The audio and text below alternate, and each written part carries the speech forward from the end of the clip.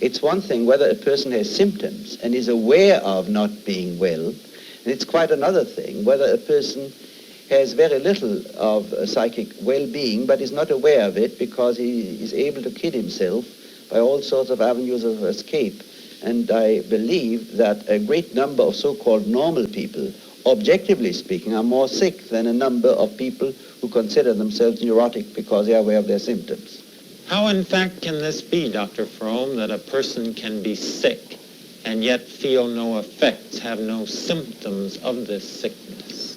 For a very simple reason. In the first place, because everybody else is just as sick. And like in Wells' short story of the land of the blind, people consider normal that which everybody else shares with them. But specifically, our culture offers a great number of avenues of escape. So if people would stay alone by themselves for 3 days without radio and drinking and cigarettes or anything else, we would have hundreds of thousands of nervous breakdowns. But we offer to our population, under the name of fun and pleasure and leisure time consumption and whatnot, we offer such an amount of escapes, of avenues of escape, that most people forget themselves. In fact, I would say they forget that they are human in a deeper sense, because they are engaged in all these escape activities, and then at the end of the day they are sufficiently tired to fall asleep, and in a way they are glad the day is over, and then they battle with the next day again after work is over, trying to escape the embarrassment of having free time. But our culture gives them enough occasion, even for little money, to kill the time they are so eager to save. We're talking here about mental illness, mental health. Let me come right to the point. What do you mean by mental health? Well, what I mean by mental health, I'm afraid, is different from what many other psychiatrists or psychologists mean by mental health. I don't mean to be unfair, and I certainly don't mean that this is the opinion of all other psychiatrists. I hope there are many who don't share this opinion.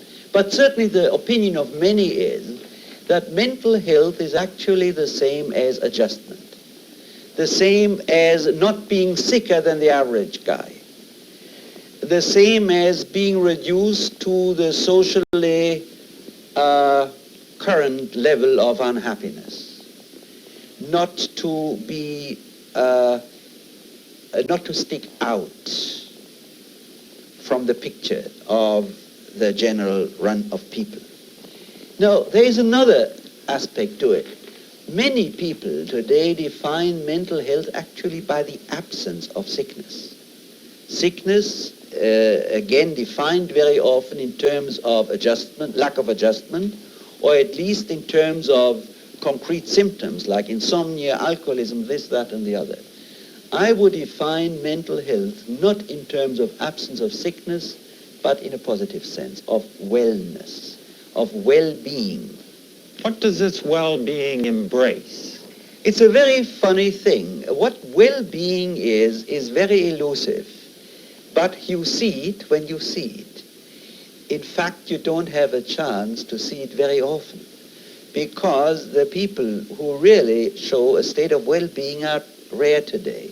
I would say you see it, first of all, by the vitality and energy in another person, but not energy of an obsessional kind.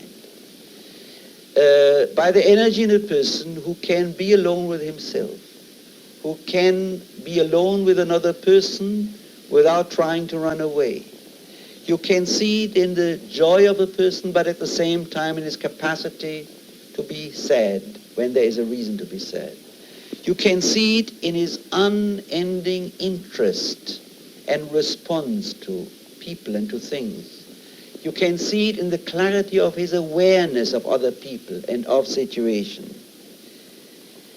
You might even eventually measure it in the tonus of their muscles.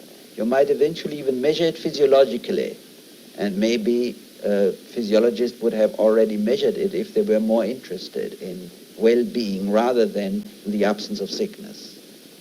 Can one measure it in terms of a subjective feeling? Is this what, does it involve this essentially? No, I think like with any other opinions about oneself, most of what people think about their well-being is delusion. There are many people today feel well because they take tranquilizers, or Benzedrine, or this, or that, or a drink, or they have to have fun, or they have to act in some obsessional way. What the statement people make about their own state of well-being or happiness are utterly unreliable.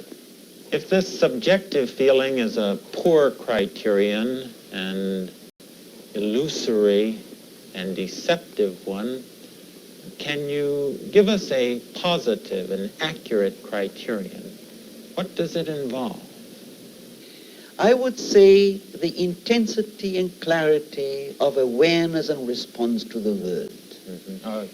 The lack of egocentricity, and at the same time, the intensity of energy and vitality. It leads towards a kind of realism then, does it, with regard to the perception of things? Yes, indeed. I would say one could define well-being also from one angle as a capacity for realism, of experiencing the world and oneself as it is and responding to it. Let's follow up this lead for a moment. Do you think that American society is a realistic society?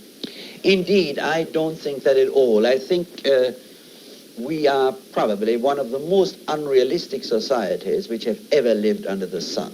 Now, in what respects? Well, we kid ourselves about love. We kid ourselves about our aims. We kid ourselves about our individuality, when actually we are conforming all the time.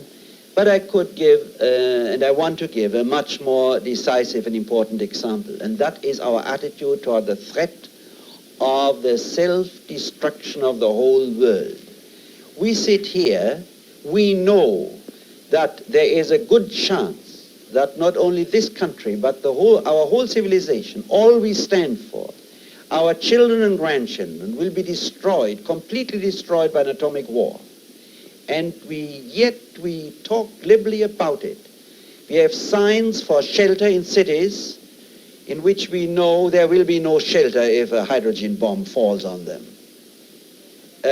We talk about all sorts of measures. We talk about victorious war. We talk glibly about if war comes, then, without an awareness, except merely intellectually, that if war comes, this is the end of all of us. And for a whole society, and this is not only America, this is practically the whole world, if you would find one person in New York City or any other big city who plays around with a bomb which could kill only thousands of people, and there's a 50-50 chance that it might go off, and he would say, well, I'm just trying it out, and well, if the people get killed, it's just too bad, I would regret it, but it might be necessary. You know very well where this man would land, while practically our whole population behaves in the same manner.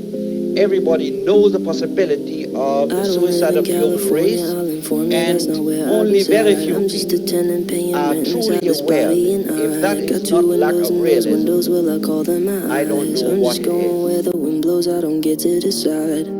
Sometimes I think too much, yeah, I get so caught up. I'm always stuck in my head.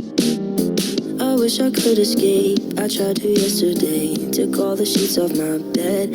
Then I tied up my linen with 5 strips of ribbon I found. Scaled the side of the building, I ran to the hill so they found me. And they put me back in my cell, all by myself, alone with my thoughts again. Guess my mind is a prison and I'm never gonna get out. So they tranquilized me, analyzed me, threw me back in my cage. Then they tied me to an ivy, told me I was insane. I'm a prisoner, a visitor inside of my brain. And no matter what I do, they try to keep me in chains. Sometimes I think too much, yeah, I get so caught up. I'm always stuck in my head. I wish I could escape, I tried to yesterday. Took all the sheets off my bed. Then I tied up my linen with 5 strips of ribbon I found. Scaled the side of the building, I ran to the hill so they found me. And they put me back in my cell, all by myself, alone with my thoughts again. Guess my mind is a prison and I'm never gonna get out. Said even if it's true, no matter what I do, I'm never gonna escape. I won't give up on hope, secure another rope and try for another day. Said even if it's true, no matter what I do, I'm never gonna escape. I won't give up on hope, secure another rope and try for another day. Then I tied up my linen with 5 strips of ribbon I found.